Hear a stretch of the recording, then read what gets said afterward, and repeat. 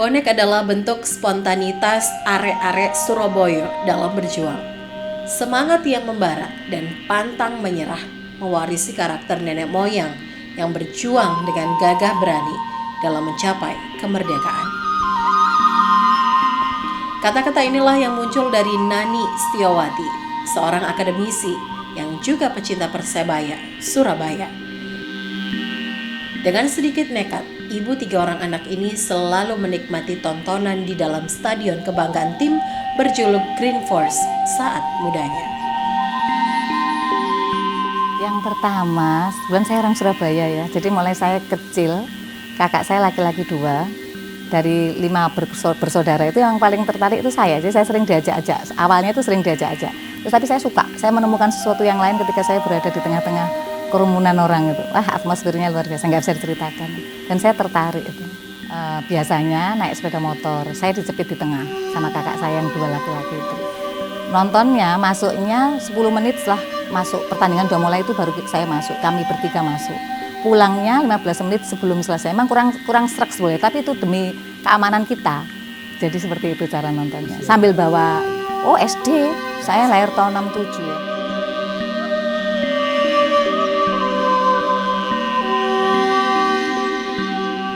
Bondo Nekat adalah akronim yang disandarkan bagi supporter berjersey hijau-hijau ini. Memang kini banyak pemberitaan negatif tentang bonek, namun tanpa dipungkiri, bonek pernah menunjukkan kepada dunia bahwa bonek tidak hanya nekat, tetapi juga bondo atau punya modal untuk menonton pertandingan. Sebetulnya awalnya kan tidak ya Mas ya, awalnya tidak ya, sampai dengan tahun 89 saya masih ingat bonek itu positif sekali. Jadi apalagi waktu itu masih dipegang oleh Pak Dahlan Iskan ya, kalau saya boleh nyebut nama. Jadi waktu itu bonek itu seperti diajeni gitu ya, dia siap bangga. Jadi ada yang naik pesawat, ada yang naik kereta, semuanya senang. Nah, lama-lama ada yang namanya bowling menurut saya. Bondo maling itu bukan bonek sebenarnya.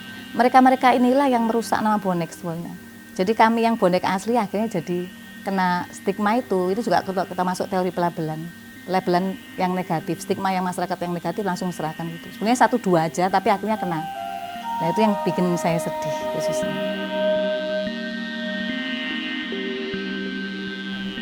Hingga kini stigma negatif itulah yang ada di benak masyarakat awam. Hingga Nani Setiawati yang juga seorang dosen sedikit menyisipkan pengajaran tentang menjadi supporter yang baik dalam proses mengajarnya kepada mahasiswanya.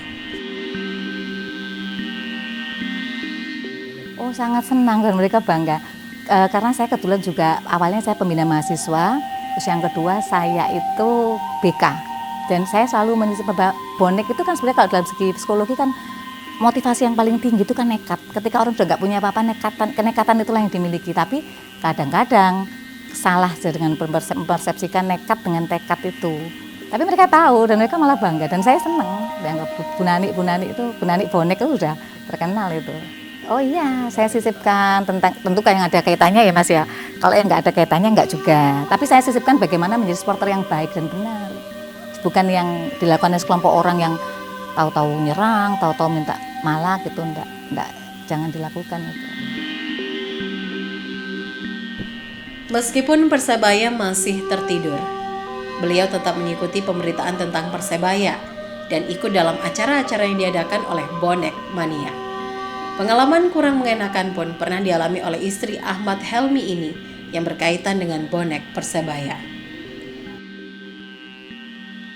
Karena mereka itu masih youth citizen, jadi belum menjadi warga negara yang baik. Atau anak-anak mahasiswa lah, ketika saya nonton, biasanya saya sambil bicara kan seperti yang saya ceritakan itu saya bilang mesti tanya. Mereka kadang kan komentar yang apa ya, kadang-kadang saya menyisipkan ketika jeda atau ketika saya sambil ngomong kiri kanan, ngobrol. Jadi saya menyisipkan bagaimana menjadi supporter yang baik. Saya tanya tadi nonton bayar enggak gitu kan. Saya senang ketika mereka misalkan kaos gitu ya masih ada kaos baru terus Bunda ada kaos baru ya saya beli. Itu seperti itu aja yang saya bisa.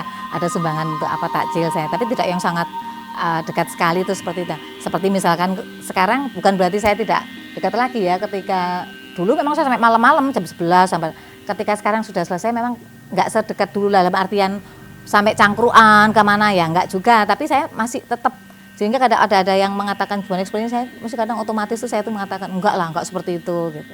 Tapi saya sendiri ketika kuliah S2 di UGM pernah kena lempar batu 2 kali ketika naik kereta Pasundan melewati daerah Solo. Ya memang saya memaklumi karena waktu itu kan teman-teman bonek ada yang beberapa mereka yang mengambil merampas barang dan sebagainya. Sehingga kalau lewat itu saya lupa. Kalau lewat situ mestinya saya harus hati-hati. Ya dilempar. Saya nggak tahu siapa yang melempar, itu mungkin balas dendam. Itu. Terus kemudian ketika saya pulang kuliah atau apa, waktu itu sangat mencekam sebelum tahun 2010, 2009, 2008 mungkin. Jadi ketika pertandingan itu anak-anak kecil di jalan, mungkin bisa bayangkan tanpa sendal, pakai pakaian seadanya, dan itulah memang komunitas bonek yang anak-anak yang mayoritas anak muda ya, youth citizen ya, masih muda. Kemudian dia cari-cari nunutan dan seterusnya, itu mengerikan sekali. Saya pun kalau lewat HP sudah saya taruh ini, walaupun sebenarnya saya mau ngomong aku ini lo ya bonek gitu ya, tapi kan nggak mungkin saya bilang begitu ya. Jadi cuma saya kadang saya kasih uang, dan itu pengalaman saya sendiri. Nah ketika saya itu yang pertama ya, yang di Solo, yang di Surabaya rumah saya Wiyung itu kawasan bonek juga. Mobil saya juga pernah dikena benderanya itu yang saya kadang sedih. Kenapa sih harus menyusahkan orang lain gitu, walaupun itu untuk kebanggaan Persibaya. Sebetulnya menurut saya tidak semuanya seperti itu. Sebagian besar tidak ya kalau kita, tapi memang ada beberapa dan mungkin yang terpancing atau terprovokasi Mas. Jadi ketika sudah dalam kerumunan, crowd itu kadang-kadang gampang sekali terpengaruh. Bayangkan jalan bareng-bareng nggak ada apa-apa, tiba-tiba di depan ada bilang, itu truk itu nabrak, itu langsung balik dan langsung mukul. Itu bayangkan tanpa dipikir itu. Loyalitasnya luar biasa, tapi kadang berlebihan itu. Dalam kecintaannya terhadap Green Force, beliau sempat melakukan penelitian tentang bonek hingga beliau sering dijuluki Dr. Bonek.